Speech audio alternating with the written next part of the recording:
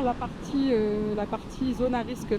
Toute cette partie-là, jusque là où on était tout à l'heure, ce sont des zones vraiment en 2019 où il y a eu vraiment une grande submersion, où c'était la mer, quoi, tout simplement. Donc c'est assez impressionnant à voir.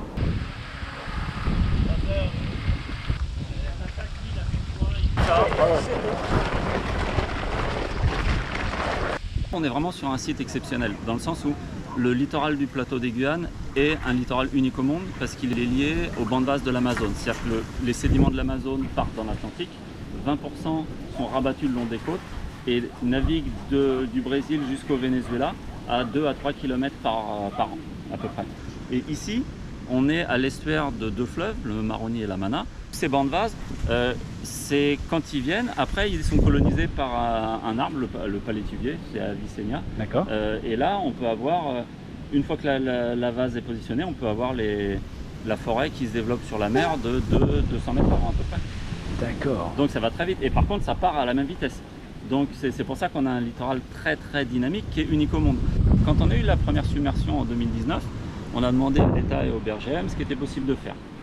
Ils nous ont dit, dans votre cas, la meilleure chose à faire, c'est un rechargement en sable. Parce que c'est un rechargement souple. C'est-à-dire que ce n'est pas une digue, ce n'est pas des éléments durs, c'est des éléments souples qui vont revenir, qui peuvent être remobilisés après. Il y a même des sites en Caroline du Nord, je crois qu'ils ont une demi-douzaine ou une dizaine de projets de réensablement de plage pour les tortues marines. D'accord. Donc ça peut avoir une vocation écologique. En gros, une plage de ponte où il n'y a plus de plage, Ah oui. c'est pas une plage de ponte. 2021, on a eu une très forte érosion de cette zone-là et du coup la plage commençait à arriver très proche de la route. D'accord. Et donc les gens se sont inquiétés et là donc la mairie a ressollicité l'État en disant qu'est-ce qu'on fait quoi, là ça devient sérieux, ça se rapproche du village, qu'est-ce qu'on fait? Et donc là une deuxième étude du BRGM qui a dit beaucoup plus explicitement qu'il fallait un rechargement en sable, qu'il a quantifié à peu près 40 000 m3. Et donc là on est parti vraiment sur quelque chose de beaucoup plus solide. Et donc nous on a dit bon bah super, sauf qu'on voyait arriver la mer et on disait bon bah voilà, on fait quoi, on fait 5 ans l'année prochaine. Si ça arrive dans 6 mois, qu'est-ce qu'on fait? Et donc l'État a dit oula, alors là c'est compliqué parce que ce genre de choses là c'est 4 ans d'études préparatoires avant de pouvoir le faire. Alors là tous les élus sont tombés des nues en disant non mais nous on a un problème, c'est dans les 2-3 prochaines années, c'est pas dans 4 ans quoi. Donc l'État est venu et nous a proposé plein de solutions, notamment des barrières, je crois que c'était pas les vôtres, c'était des barrières différentes. Donc au bout d'un moment, quand on a vu que le rechargement en sable prendrait beaucoup de temps, la CCOG a dit bon, on va se poser, on va chacun nous proposer un petit peu des solutions miracles dans tous les sens, quoi. Et la CCOG a dit bon bah, on va faire une étude de toutes les options qu'on a.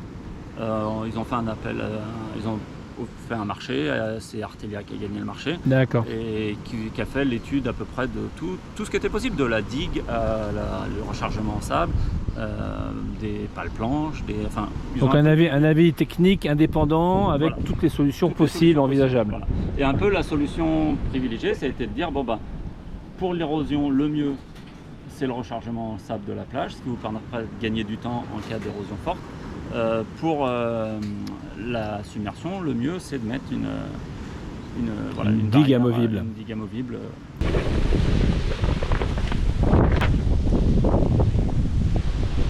Comme tout le monde, la première fois que l'État nous a dit on va vous mettre ce truc là, on a dit mais attendez, on a des maisons qui vont partir, on a la route qui est menacée, et là vous vous dites on va foutre une petite barrière en plastique. Au départ, on était un petit peu sceptiques. Et de la même manière que quand on l'a montré au service technique des communes ou de la collectivité territoriale, ils étaient sceptiques aussi. Bien sûr. Et petit à petit, à force de voir des vidéos, échanger, poser les questions, moi, un truc qui m'a vraiment rassuré, c'est le fait qu'il n'y ait pas de colle. Parce qu'ici, l'école, que ce soit pour les chaussures, que ce soit pour les zodiacs, des trucs comme ça, la façon dont est fabriquée la barrière. Collé ici, en un an, il n'y a plus rien.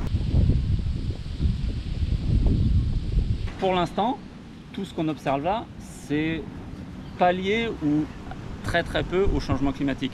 Par contre, on sait très bien que c'est en train d'arriver. Les projections qu'on a localement pour le niveau de la mer pour 2050, c'est en gros une augmentation entre 20 et 30 cm.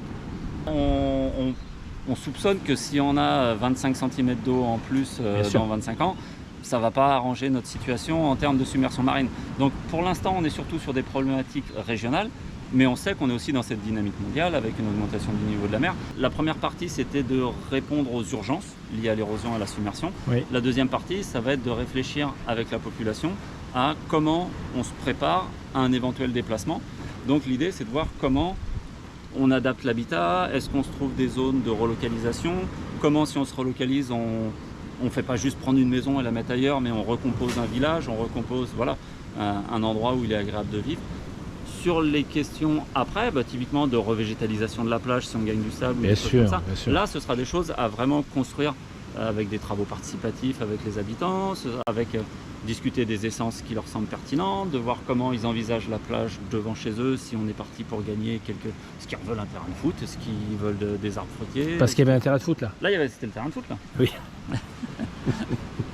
C'est difficilement. Ouais, on a du mal à y croire, hein, mais c'est fou. Avant, il y avait des arbustes, un terrain de foot et une rangée de carbets qui étaient loués, et après la plage pour les tortues marines. Et là, on parle de il y a 20 ans. Ça, c'était 97 quand je suis venu, c'était comme ça. Ouais. C'est dingue. C'est dingue. C'est impressionnant. Et potentiellement, le CNRS nous dit qu'on peut regagner 100 mètres dans les 10-20 prochaines C'est années. ça, d'accord. Donc, on peut ressonger au terrain de foot, effectivement. On y songe. On y songe.